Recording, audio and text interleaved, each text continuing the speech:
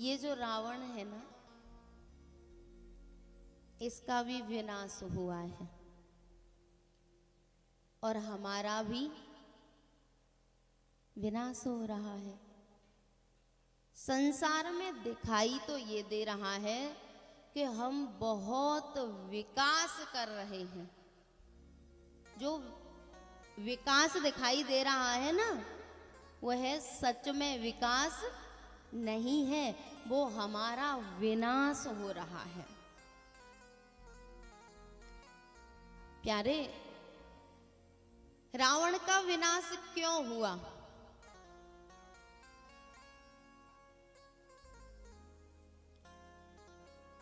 ये जो शूर्पणखा है ना, इसका पति था विद्युत जयवा। ये रावण से ज्यादा शक्तिशाली था, बलवान था, नीतिज्ञ था।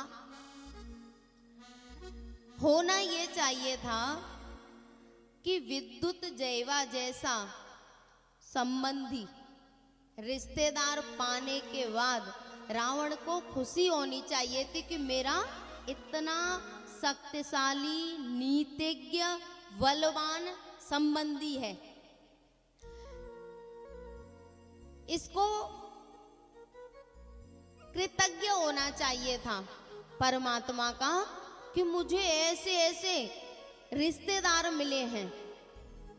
लेकिन ये कृतज्ञ तो नहीं हुआ, कृतघ्न हो गया। इसने, परमात्मा ने जो इसको इतने सुदृढ़ संबंधी दिए, उनसे इसको प्रसन्नता नहीं हुई। इसने अपने जीजा को ही मार डाला, विद्युत जयवा को मार डाला। कृतज्ञ होने की बजाय कृतघ्न हो गया। और जैसे ही अपने जीजा को मारा तो शूर्पणखा ने संकल्प कर लिया, बोले रावण, तूने अकेली मुझे विधवा किया है और एक दिन मैं तेरी लंका की सारी नारियों को विधवा कर दूंगी। वहीं पे उसने संकल्प किया, बोले तूने मेरे पति को मारा है ना, लंका में एक भी नारी सौभाग्यवती नहीं रहेगी, एक भी नारी सुहागिन नहीं रहेगी। मैं पूरी लंका की नारियों को विधवा कर दूंगी। कारण रावण कृतघ्न हो गया। और प्यारे, जैसे हमसे कोई पाप हो जाता है ना, किसी के हाथों से गौ हत्या हो जाए तो गौ हत्या का प्रायश्चित है। अब तो पता नहीं है, पर कुछ समय पहले जिसके हाथ से गौ हत्या हो जाती, वो किसी को अपना मुंह नहीं दिखाता, कुछ गांव में भिक्षा करता, फिर गंगा जी जाता पैदल, वहां दान पुण्य करता, गंगा स्नान करता, ब्राह्मणों को भोजन कराता, उसके बाद उसके पाप का प्रायश्चित हो जाता। गौ हत्या जैसे पाप का भी प्रायश्चित है, दूसरे पापों का भी शास्त्रों में प्रायश्चित है, लेकिन जो कृतघ्न दोष है ना, इसका संसार में, शास्त्रों में कोई भी प्रायश्चित नहीं है, कोई प्रायश्चित नहीं है। और जैसे रावण कृतघ्न हो गया, कृतज्ञ नहीं हुआ, वैसे ही हम भी दिन रात कृतघ्न हो रहे हैं। इसलिए जो हमें विकास दिखाई दे रहा है वो विकास नहीं है, सच में हमारा विनाश हो रहा है। बताओ, हम विकास कर रहे हैं कि विनाश कर रहे हैं? प्यारे, हम छोटे छोटे से थे ना, तो हमारे बूढ़े बड़े जब सुबह जगते ना, तो बिस्तर पे से जमीन पर पैर नहीं रखते थे, तो बिस्तर पे से हाथ नीचे करते और पहले पृथ्वी मैया को प्रणाम करते, सही बात है कि गलत है? बूढ़े बड़े पहले पृथ्वी मैया को प्रणाम करते, स्नान आदि करने के बाद सूर्य को अर्घ देते, तुलसी मैया में जल चढ़ाते, अर्थात हम पहले पूरी प्रकृति के कृतज्ञ रहते थे। सुबह सुबह पृथ्वी माँ को प्रणाम, फिर सूर्य को अर्घ देना, फिर तुलसी में अर्घ देना, गाय को एक रोटी खिलाना, उसके बाद अपने दिन की जो दिनचर्या थी उसको शुरू करते थे। लेकिन आज क्या हो रहा है? आज कोई बालक सुबह जाग के पृथ्वी मैया को प्रणाम करता है?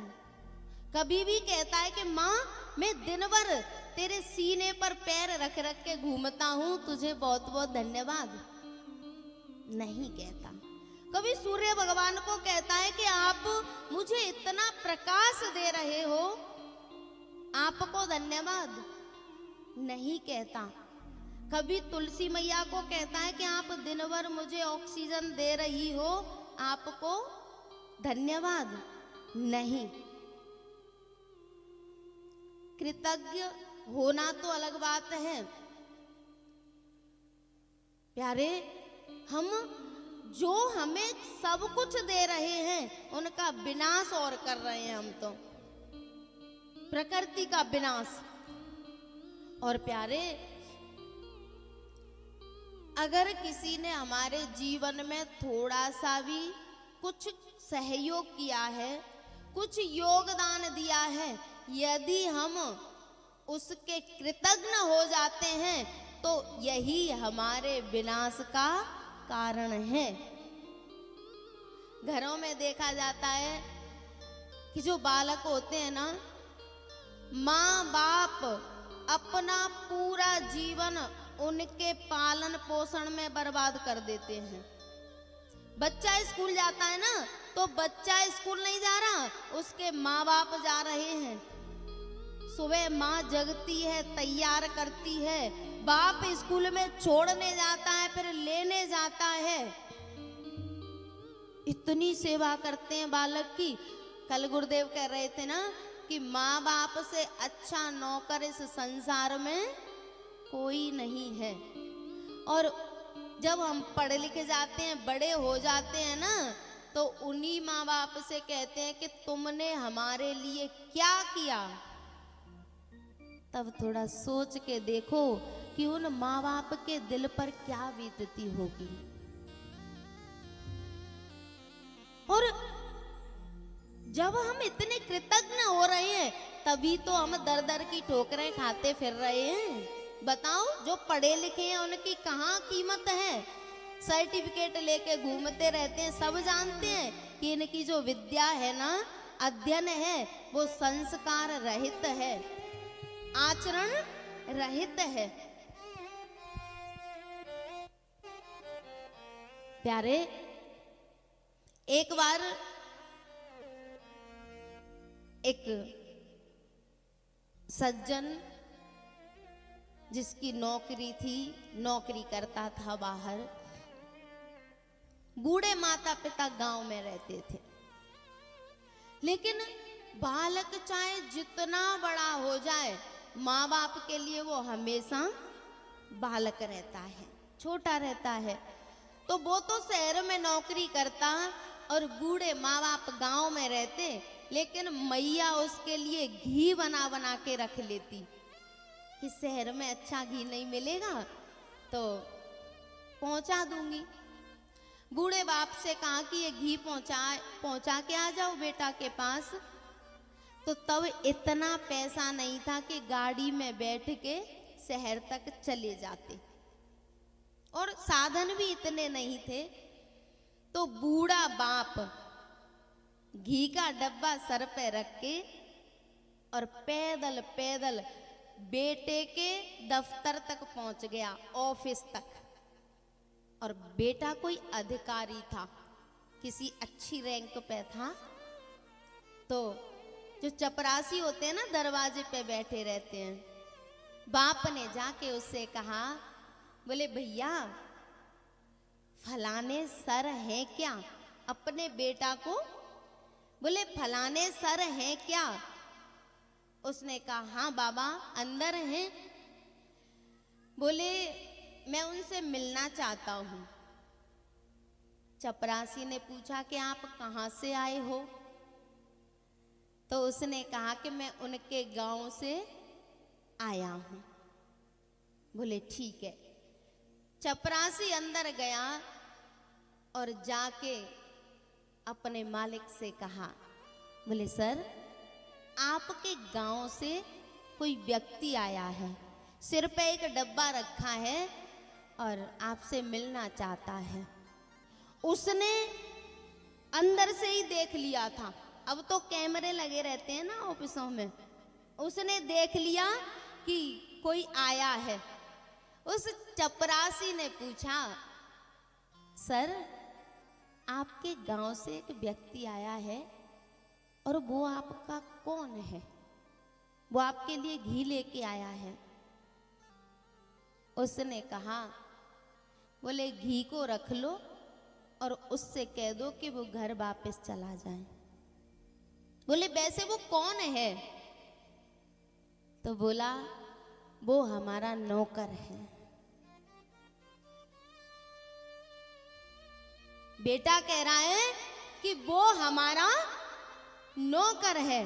जब बाप ने इस शब्द को सुना तो दिल के टुकड़े टुकड़े हो गए और घी को रख के रोता हुआ घर वापस आया। उसकी पत्नी ने कहा, स्वामी आप तो बेटा से मिलने गए थे और आपको तो खुश होके आना चाहिए था और आप रोते हुए आए हो। उसने रोते हुए कहा, देवी हमने बहुत बड़ी गलती कर दी। बोले क्या? बोले हमें अपने बेटा को इतना नहीं पढ़ाना चाहिए था कि वो संस्कार ही भूल जाए। वो इतना बड़ा आदमी हो जाए कि वो अपने बाप से बाप कहने में संकोच करे। वो इतना बड़ा आदमी हो जाए कि वो अपने चपरासी को ये बताने में सोचे कि ये मेरा पिता है। मुझसे बहुत बड़ी गलती हो गई। और पता है वो बाप इस अपमान को सहन नहीं कर पाया और उसने खेत पे जाके फांसी लगा ली। बोले धिक्कार है इस जीवन को जिसमें संतान हमसे बाप नहीं कह सकती। होना क्या चाहिए था कि जैसे ही उसने देखा कि मेरे पिता आए हैं तो दौड़ के जाता, अपने पिता को प्रणाम करता, लेकिन उसने कह दिया कि हमारा नौकर है और मिला भी नहीं।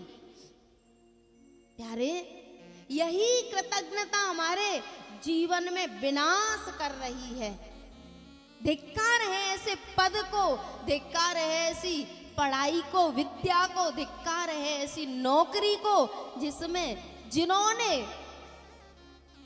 जिसने सिखाया चलना, उंगली पकड़ पकड़ के अब वो ही चल रहे हैं तेवर बदल बदल के। कौन सी माँ ऐसी है जो अपने जवान बेटे के कपड़ों को नहीं धोती? आज भी खूब जवाने माँ, बूढ़ी माँ कपड़ों को धोती है, लेकिन एक भी बालक ऐसा बता दो जो अपने बूढ़े माता पिता के कपड़ों को धोता हो? एक भी। और प्यारे, वो जैसे हैं वैसे हैं, लेकिन जब उनकी देवियां आ जाती हैं ना तो बूढ़े माँ बाप का जीवन नरक हो जाता है। पता है, ये जो माताएं होती हैं ना, इनका दोहरा बर्ताव रहता है। अपने माता पिता के लिए तो ये मरी जीती हैं। कोई कष्ट हो और माता पिता की बात चले तो एकदम सही, और जब सास ससुर की बात आ जाती है ना तो ये सही होते हुए भी बीमार हो जाती हैं। कैसी आश्चर्य की बात है। एक दिन मैं अपने परवावा गुरु के पास बैठी, मेरे गुरुजी के बाबा गुरु जो कि कुलाड़े आश्रम से हैं, बड़े सिद्ध पुरुष हैं, महापुरुष हैं। तो उन्होंने मुझसे ये बात कही, बोले बेटा जो ऐसे ही चर्चा चली, मैंने कहा कि सब भक्ति कर रहे हैं, साधन कर रहे हैं, फिर भी दुखी हैं, इसका क्या कारण है। सही बात तो यह है कि जितनी कथा भागवत अब होती है ना, पहले नहीं होती थी। लेकिन पहले अपने कर्तव्यों को समझते थे सब लोग। घर छोटा होता था, इंसान ज्यादा होते थे, पैसा कम था, प्रेम ज्यादा था। अब घर तो खूब बड़ा है, लेकिन शांति नहीं है। पैसा तो अपार है, लेकिन संबंधों में प्रेम नहीं है। और पता है ये माताएं तो क्या करती हैं, अपने माता पिता जिन्होंने विवाह कर दिया, अब उनसे इनका कोई संबंध नहीं है। जब कोई बात चलती है तो कह देते हैं कि ये तो पराए घर की लक्ष्मी नहीं कहते, तो क्या कहते हैं, पराए घर का कूड़ा। और जो कूड़ा कहते हैं उन माँ बाप के लिए तो इतना सब कुछ, और जो अपना घर खेत अपना बेटा सब कुछ दे देते हैं, उन सास ससुर की सेवा तो छोड़ो, उनकी शक्ल देखना भी पसंद नहीं करती, जिन्होंने सब कुछ दिया है। और यही एक कारण है कि हमारे जीवन में सुख शांति नहीं है। पैसा भले ही बहुत हो जाए, लेकिन पैसे से शांति मिलने वाली, प्यारे यदि पैसे से शांति मिलती तो रावण के जीवन में शांति क्यों नहीं थी। रावण से ज्यादा पैसे वाला कौन था, जिसका नगर सोने का बना हुआ था। लंका काय की थी, सोने की। कुबेर उनका भैया था, कुबेर रावण का भैया था, और भैया को तो छोड़ो, कुबेर को तो बदनी बना के रखता था रावण। क्या कमी थी, लेकिन जीवन में शांति नहीं थी। प्यारे जब तक हम कृतज्ञ नहीं होंगे, तब तक जीवन में सुख शांति आने वाली नहीं है। और जो अपराध हम दिन रात कर रहे हैं, अपने माता पिता का अपमान करके, गुरुजनों का अपमान करके, जिसको हम विकास समझ रहे हैं, असल में वही हमारे जीवन का विनाश है, वही सबसे बड़ा विनाश है।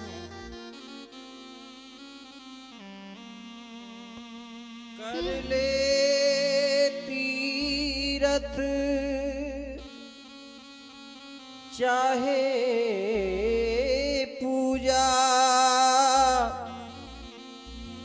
तेरी सभी इबादत झूठी है। कर ले तीरथ चाहे पूजा, तेरी सभी इबादत झूठी है। मनोकामना तेरी ना हो पूरी,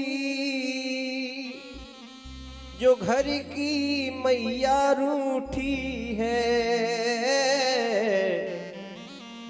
तेरी मन की इच्छा ना हो पूरी, जो घर की देवी रूठी है। वेद पुराणों ने दीना माँ को भगवान का दर्जा है। जन्म जन्म तक चुका सकाना कोई अपने माँ बाप का कर्जा है। मंदिर और शिवालय जाकर प्रभु चरणन में पड़ रहे हैं। बाप पड़ो बीमार खाट पे न बाकी सेवा कर रहे हैं, न बाकी सेवा कर रहे हैं। कोई जाता वैष्णो देवी, कोई धाम करौली है। बहू बेटों को नहीं सुहाती अपनी माँ की बोली है, अपनी माँ की बोली है। और ये माताएं तो क्या करती हैं पता है? ससुराल से पैसे लेके जाती हैं। मैया, हमारे अंदर जो कमी है, जो अपराध हम कर रहे हैं, उसको जब तक नहीं समझेंगे तब तक उसका उपाय होने वाला नहीं है। यहाँ से पैसे लेके जाती हैं और मायके से बढ़िया साड़ी खरीद लाती हैं और ससुराल में आके दिखाती हैं, देखो मेरी मैया ने दी है 2000 की साड़ी। जिस माँ ने बेटी को जन्म दिया ना, तो प्यारे सही बात तो यह है कि बेटी का जन्म गलती से हो जाता है। अगर पता चल जाए ना कि पेट में बेटी है तो बहुत से राक्षस तो पेट में ही मरवा देते हैं, जन्म भी नहीं लेने देते। गलती से जन्म हो गया तो बेटा के लिए अलग दूध गर्म होगा और बेटी के लिए अलग। बेटा के लिए बादाम दाक डाल के होगा और बेटी के लिए पानी मिला हुआ, और हो नहीं हो। पढ़ाई की बात आती है तो बेटा इंग्लिश मीडियम में पढ़ेगा और बेटी सरकारी स्कूल में पढ़ेगी, जहां से भोजन और मिलता है, जहां से भोजन और मिलता है, ऐसे स्कूल में पढ़ेगी। कोई भी बात आती है तो माँ बाप कहते हैं, अरे तू क्या करेगी खा पी के, पढ़ लिख के, तू तो पराए घर का कूड़ा है, तुझे पढ़ा लिखा के क्या करेंगे। और वही बेटी जिन माँ बाप ने पैदा हुई तब से अपमान किया, दोहरा बर्ताव किया और दिन रात उन्हीं के गुण गाती रहती हैं, मेरे मम्मी मेरे पापा, मेरे तो मम्मी पापा ही जीवन काटेंगे। और जिस सास ससुर ने जिस दिन घर में आई ना, उसी दिन सास चाबी दे देती है, बेटा ये तिजोरी की चाबी है, ये तेरा घर है, अब तू इसको संभाल, तू जाने तेरा काम जाने। जिसने अपना घर खेत सब कुछ, यहाँ तक कि अपने प्राणों का प्यारा बेटा दे दिया, और ये भी आशा नहीं करती कि ये मेरी सेवा करें या कोई रिस्पॉन्स नहीं चाहती, और फिर भी बहू कहती है इस डुकरिया का तो मुझे मुंह नहीं देखना, ऐसी डुकरिया है इसका तो मुझे मुंह नहीं देखना। कभी कभी तो कहती है मेरे तो मम्मी पापा ही मेरा सब कुछ कर रहे हैं, यहाँ तुम लोगों ने मेरे लिए क्या किया है। लेकिन याद करो उन दिनों को जब तुम्हें भैया के दूध में से दूध नहीं मिलता था। उन दिनों को याद करो जब पढ़ाई की बात हुई तो तुम्हें कैसे स्कूल में पढ़ाया गया था, और यहाँ पर सब कुछ दे दिया, फिर भी कहती हैं कि इनका तो हमें मुंह नहीं देखना। फिर इस पाप का कोई दुनिया में प्रायश्चित नहीं है, और ऐसी नारियों के जीवन में सुख शांति समृद्धि कभी आने वाली नहीं है। चाहे वो कुछ भी कर लें। प्यारे, भगवान कभी ये नहीं कहते कि बूढ़े सास ससुर घर में पड़े और तुम माला लेके हमारा भजन करो, कभी नहीं कहते। भगवान कभी ये नहीं कहते कि बूढ़े सास ससुर घर में पड़े हैं, बीमार पड़े हैं, भूखे पड़े हैं और तुम मेरे फूल बंगला सजाओ। भगवान को इन सेवाओं की जरूरत नहीं है। एक भक्त हुए हैं पुंडरीक जी। पुंडरीक जी के माता पिता घर में थे और तीर्थ करने निकल पड़े। तो तीर्थों में हमारे एक पुरोहित होते हैं, बूढ़े बड़े जानते होंगे, हर तीर्थ में गांव के हिसाब से पुरोहित होते हैं। तो पुंडरीक जी अपने पुरोहित के घर में रुके और रात्रि को जब सो गए तो उन्होंने देखा कि दिव्य दिव्य नारियां सुंदर वस्त्र आभूषण पहन के और पुरोहित जी के घर आ रही हैं, उनके घर का काम कर रही हैं। पुंडरीक जी ने पूछा, देवियों तुम कौन हो? देवियों ने बताया, मैं गंगा हूं, मैं यमुना हूं, मैं सरस्वती हूं। बोले, तुम ये पुरोहित जी के घर क्यों आती हो? उन्होंने बताया कि पुरोहित जी अपने माता पिता की सेवा में लीन रहते हैं पूरे दिन, घर का काम नहीं कर पाते, तो हम इनके घर का काम करने के लिए आती हैं। जैसे ही उन्होंने सुना तो उनके तो कपाट खुल गए।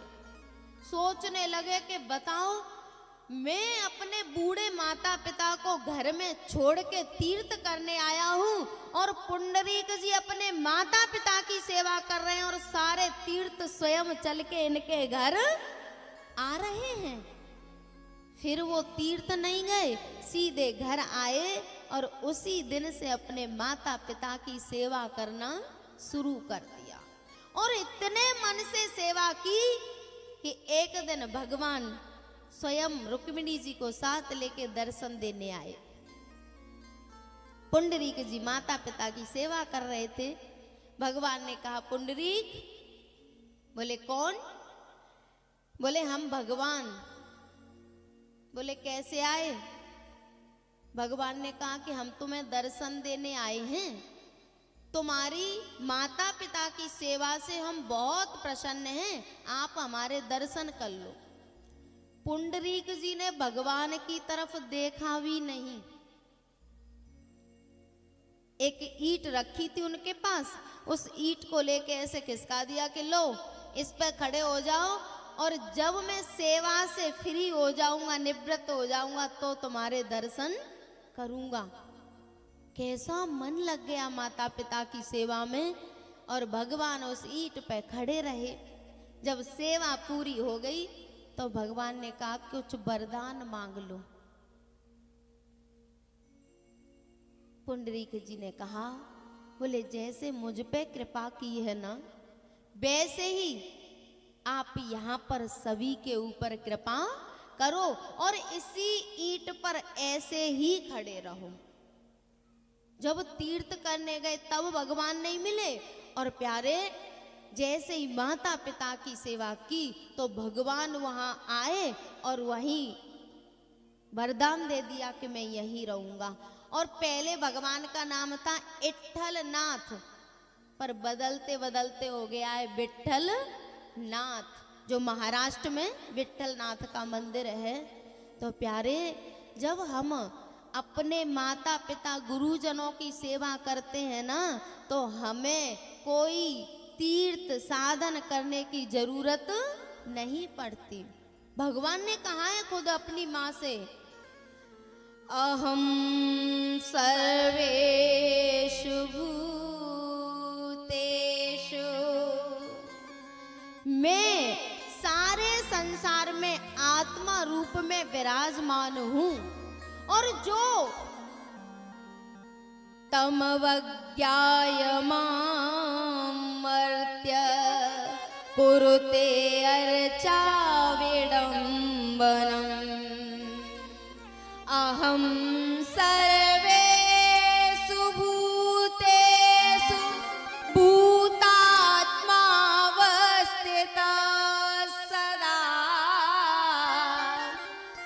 मैया मैं सारे मनुष्यों में आत्मा रूप में विराजमान हूँ, और जो मुझ परमात्मा को, जो मैं मनुष्यों के अंदर बैठ के सब कुछ देख रहा हूँ, जो मनुष्यों का अपमान करते हैं, माता पिता गुरुजनों का अपमान करते हैं और मूर्ति की मंदिर में पूजा करते हैं, उनको मैं कभी मिलने वाला नहीं हूं।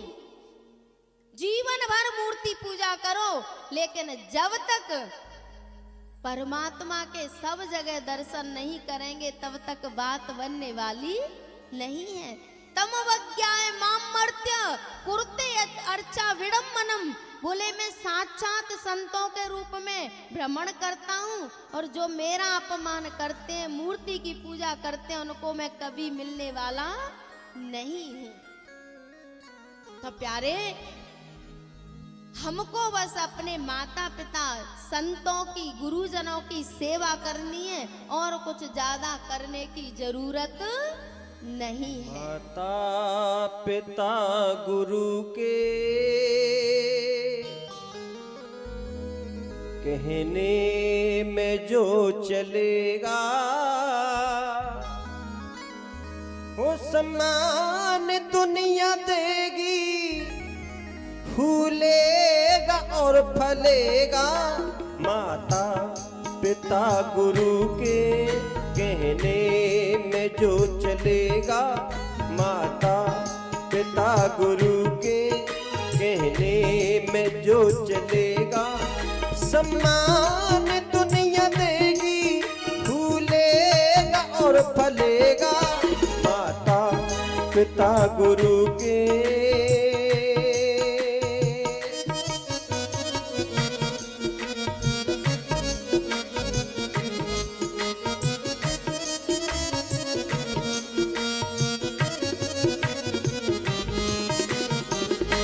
जन्म दे कर के माता ने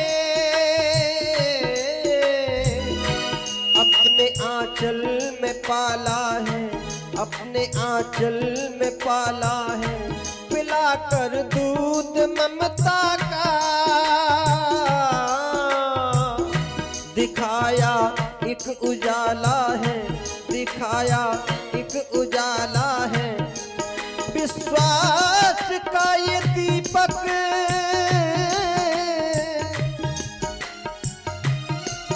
विश्वास का ये दीपक सदियों तलक जलेगा। माता पिता गुरु के कहने में जो चलेगा।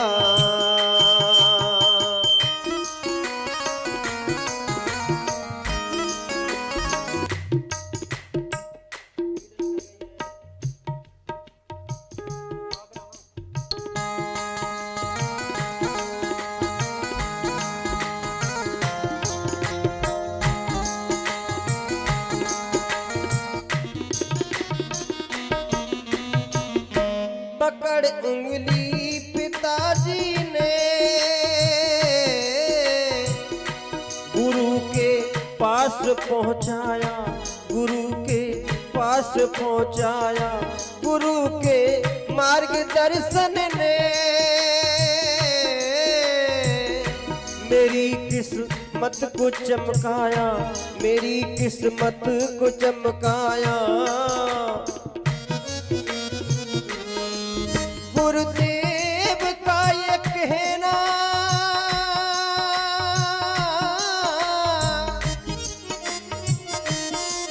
गुरुदेव का ये कहना टाले नहीं टलेगा। माता पिता गुरु के कहने में जो चलेगा, माता पिता गुरु के कहने में जो चलेगा, वो सम्मान दुनिया देगी, फूलेगा और फलेगा। माता पिता गुरु के कहने में जो चलेगा, माता पिता गुरु के कहने में जो चलेगा, माता पिता गुरु के कहने में जो चलेगा।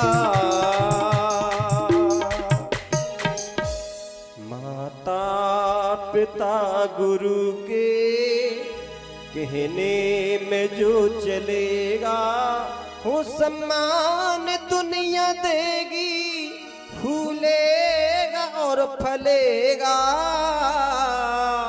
माता पिता गुरु के कहने में जो चलेगा। तो प्यारे, हमें कृतज्ञ नहीं होना, कृतज्ञ होना है। जिन्होंने हमें सब कुछ दिया है, हमें उनकी सेवा करनी है। परमात्मा तो अपने आप जीवन में आ जाएगा।